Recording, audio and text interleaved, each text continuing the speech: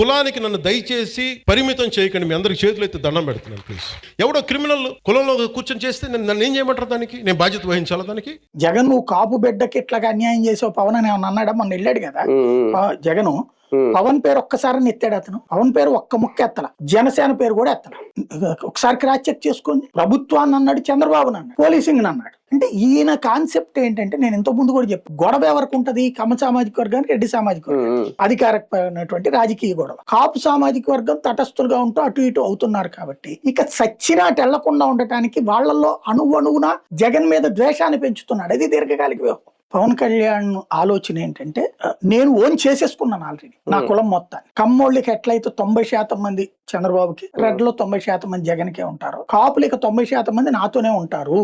నేను వాళ్ళని తిట్టినా నాతోనే ఉంటారు, దూరం పెట్టినా నాతోనే ఉంటారు, నేను తప్ప వాళ్ళకి ఇంకెవడున్నా లీడరు అనేది ఆయనలో వచ్చేసినట్టు బలమైన ఫీలింగ్. ఎమ్మెల్సీ అనంతబాబు కూర్చోబెట్టి అతను కాపు కొలుస్తున్నాడంట. అతను ఒక దళిత డ్రైవర్ని చంపేశాడు, ఎంత గొప్పగా డిక్కీలో పెట్టి ఇంట్లో అప్పచెప్పొచ్చాడు. దాని గురించి ఎవరు మాట్లాడరు. 7 డోర్ డెలివరీ అన్నాం, బూడిదని కూడా నో డెలివరీ స్టేజ్కి వచ్చేసింది. పోలీసింగ్ మీద తీవ్రమైనటువంటి కోపం వచ్చేసింది జనానికి. ఈవెన్ మన పార్టీ వాళ్ళు కూడా ఏంట్రా ఇది అనేటటువంటి ఫీలింగ్ వచ్చింది ఈ స్టేజీలో. అందుకంటే చంద్రబాబు గారు పిలిచి మాట్లాడింది. అంత చేస్తున్నప్పుడు జగన్ పొరపాటున అక్కడికి వెళ్ళడం ఆ కుటుంబానికి అడ్వాంటేజ్ అయింది, ఇదయింది. అది ప్రభుత్వానికి తీవ్ర వ్యతిరేకత వచ్చేసి అప్పుడు స్పందించడం వల్ల చంద్రబాబు, అప్పుడు యాక్షన్ తీసుకోవడం వల్ల చంద్రబాబు, నెల రోజుల నుంచి తనుకుంటున్నప్పుడు ఏమి స్పందించిన ప్రభుత్వము, చివరికి హెబియస్ కార్పస్ పిటిషన్ వేస్తే కూడా వదిలిపెట్టేసామని అబద్ధాలు కోర్టుకు చెప్పినటువంటి ప్రభుత్వము, చచ్చిపోయాడన్న విషయాన్ని వాళ్ళ అమ్మ చెప్తుంటే అంగీకరించిన ప్రభుత్వం. అంగీకరించిందా? జగన్ వెళ్ళేదాకా అప్పటిదాకా మాట్లాడలేదు కదా. జగన్ వెళ్ళక ముందు దాకా మాట్లాడలేదు. జగన్ మాట్లాడడం బిగించేశాక మాట్లాడారు.